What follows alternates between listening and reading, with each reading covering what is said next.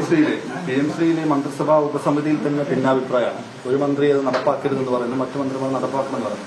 നേരത്തെ LDF സർക്കാരിലൊപ്പം സമസ്ത ശക്തിയുക്തം എതിർത്ത പദ്ധതി കൂടിയാണ്. എന്താണ് നിലവിലെ നിലപാട്? അത് ഈ ഒപ്പുവെച്ചു എന്നതാണ് പ്രശ്നം എന്ന കാര്യം വളരെ നേരത്തെ തന്നെ എല്ലാവരും ചർച്ച ചെയ്യുന്ന കാര്യമാണ്. കാരണം ഗവൺമെന്റ് മുമ്പിൽ അങ്ങനെ ഒരു വിഷയം വന്നപ്പോൾ അത് ഒപ്പിട്ടത് കൊണ്ട് ചില ബാധ്യതകൾ തുടർ ഗവൺമെന്റിനുണ്ടാകുന്നു എന്നാണ് വിദ്യാഭ്യാസ മന്ത്രി അടക്കമുള്ള ആളുകൾ പറയുന്നത്. മാത്രമല്ല, അങ്ങനെ ഒപ്പിട്ടതിനെ കുറിച്ച് ഗവൺമെന്റ് തന്നെ ഒഫീഷ്യലായി തീരുമാനിച്ചത്. അതിനുവേണ്ടി ആദ്യം കൃത്യമായി പറഞ്ഞാൽ മാർച്ച് മാസം 2024 മാർച്ച് 23 ഗവൺമെന്റ് ഒരു കമ്മിറ്റി കോൺസ്റ്റിറ്റ്യൂട്ട് ചെയ്ത് ആ കമ്മിറ്റിയുടെ പശ്ചാത്തലത്തിൽ അവരെടുത്ത തീരുമാനം കൃത്യമായി കേന്ദ്രത്തിന് മറുപടി നൽകിയത്. ഇങ്ങനെയാണ് കാണുന്നത്. അവർ പറയുന്നത് ആ കമ്മിറ്റി രൂപീകരിച്ചു, എന്നിട്ട് അവർ പറയുന്നത് based on the recommendation of the committee, ആ കമ്മിറ്റി റെക്കമെൻഡേഷൻ അനുസരിച്ച് the MOU for establishing PMC schools will be signed by the state for the academic year 2024 and 2025. അപ്പോൾ അതൊരു ഒപ്പിടാൻ ഔദ്യോഗികമായി തീരുമാനിച്ച് കേന്ദ്രത്തിന് ശ്രീ സഞ്ജയ് കുമാർ IAS കൊടുത്ത ലെറ്റർ ഔദ്യോഗികമായി നമുക്ക് ഇന്ന് നിയമസഭയിൽ തന്നെ പ്രൊഡ്യൂസ് ചെയ്തു. അപ്പോൾ അവർ ഔദ്യോഗികമായി ഒപ്പിട്ട സാഹചര്യത്തിൽ സ്വാഭാവികമായും അതിൻ്റെ ചില ബാധ്യതകൾ ഈ ഗവൺമെന്റ് ഉണ്ടാവും. അവിടെ ഗവൺമെന്റ് പറയുന്നത് പാഠ്യപദ്ധതിയിൽ സംഘപരിവാർ ഉദ്ദേശിക്കുന്ന രീതിയിലുള്ള നമ്മുടെ രാഷ്ട്രനായകന്മാരെയൊക്കെ മാറ്റി നിർത്തുന്ന സംഘപരിവാറിനെ പ്രോത്സാഹിപ്പിക്കുന്ന സമീപനം വരാതിരിക്കുവാനും, അങ്ങനെ വന്നാൽ സ്റ്റേറ്റ് ഗവൺമെന്റ് സ്വന്തമായി പാഠ്യപദ്ധതി ഒരുപക്ഷെ നടപ്പാക്കേണ്ടി വരും. അവരുടെ നിർബന്ധത്തിനുള്ള പാഠ്യപദ്ധതി നടപ്പാക്കുമ്പോൾ യഥാർത്ഥം എന്താണെന്ന് പഠിപ്പിക്കേണ്ടി വരും. അപ്പം അതിന് പാഠ്യപദ്ധതി തീരുമാനങ്ങളിൽ ഗവൺമെന്റിന് കൃത്യമായ സ്വാതന്ത്ര്യം ലഭ്യമാകത്തക്ക വിധമുള്ളൊരു സമീപനം എടുക്കുമെന്നാണ് നമ്മൾ പ്രതീക്ഷിക്കുന്നത്. അവിടെ നമ്മൾ പ്രതീക്ഷിക്കുന്നത് ഗവൺമെന്റ് ഇപ്പോൾ ഈ ഗവൺമെന്റ് അതിനൊരു കമ്മിറ്റി കോൺസ്റ്റിറ്റ്യൂട്ട് ചെയ്തിട്ടുണ്ട്. അവർ യോഗം ചേർന്ന് ഉടനെ തീരുമാനിക്കുമെന്ന് 2 ദിവസം മുമ്പ് വിദ്യാഭ്യാസ മന്ത്രി പറഞ്ഞിട്ടുണ്ട്. ആ കമ്മിറ്റിയുടെ തീരുമാനമാണ് നമ്മൾ ഈ കാര്യത്തിൽ പ്രതീക്ഷിക്കുന്നത്. അതായത് പാഠ്യപദ്ധതിയിൽ സംസ്ഥാന സർക്കാരിന് അധികാരമുണ്ടെങ്കിൽ അത് നിയന്ത്രിക്കാൻ അധികാരമുണ്ടെങ്കിൽ പ്രശ്നമില്ല. പാഠ്യപദ്ധതിയിൽ നമ്മളെ സംബന്ധിച്ചോളം ഇതുകൊണ്ട് വരാൻ പോകുന്നത് കേന്ദ്രത്തിന് ഫണ്ട് ലഭിക്കുന്നു.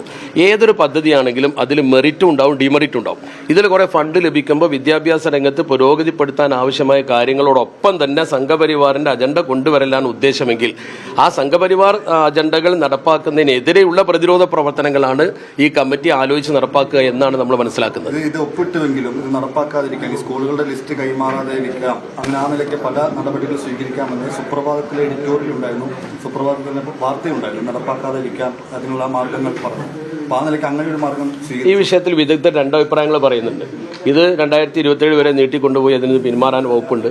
അതുപോലെ തന്നെ ഇത് ഒപ്പിട്ടുവെങ്കിലും നടപ്പാക്കാതെ സ്വാഭാവികമായും ഇങ്ങനെ മുന്നോട്ട് കൊണ്ടുപോകാൻ കഴിയുമോ കഴിയില്ല എന്നതിനെക്കുറിച്ച് നിയമപരമായ വിഷയങ്ങൾ പരിശോധിക്കേണ്ടതുണ്ട്. കാരണം PMCയുടെ അല്ലാത്ത ഫണ്ട്, ഔദ്യോഗികമായി കൈമാറേണ്ട ഫണ്ട് തന്നെ ഇത് ഒപ്പിട്ടെങ്കിലേ തരൂ എന്നൊരു നിർബന്ധ ബുദ്ധി കേന്ദ്രം ചെലുത്തിയതിന്റെ പശ്ചാത്തലത്തിലാണ് ഒപ്പിടേണ്ടി വന്നത് എന്നാണ് കഴിഞ്ഞ ഗവൺമെന്റ് പറഞ്ഞിട്ടുള്ളത്. അത് ആ വസ്തുത നിലനിൽക്കുമ്പോൾ തന്നെ ഒരു ഫെഡറൽ സംവിധാനത്തിൽ ഒരു സംസ്ഥാന ഗവൺമെന്റിന് കൊടുക്കാനുള്ള കാശ് അല്ലെങ്കിൽ അതിന്റെ ഫണ്ട് ഈ PMCയുടെ ഫണ്ട് അല്ലാത്ത സ്ഥിതിക്ക് അത് നൽകണമെങ്കിൽ ഇതിൽ ഒപ്പിടണം എന്ന നിർബന്ധ ബുദ്ധി ചെലുത്താൻ പാടുണ്ടോ ഇല്ലയോ എന്ന വിഷയം വളരെ ഗൗരവപരമായി കോടതിയടക്കം അതിൽ ഇടപെട്ട് തീരുമാനിക്കേണ്ട കാര്യമാണ്. അത് ഭരണഘടനാ വിഷയവും കൂടിയാണ്. അപ്പോൾ ഇതിൽ നിന്ന് പിന്മാറാൻ കഴിയുമോ ഇല്ലയോ എന്നത് നിയമപരമായി പരിശോധിക്കേണ്ട ഒരു കാര്യമാണ്, അഭിപ്രായങ്ങൾ പറയേണ്ട കാര്യമല്ല.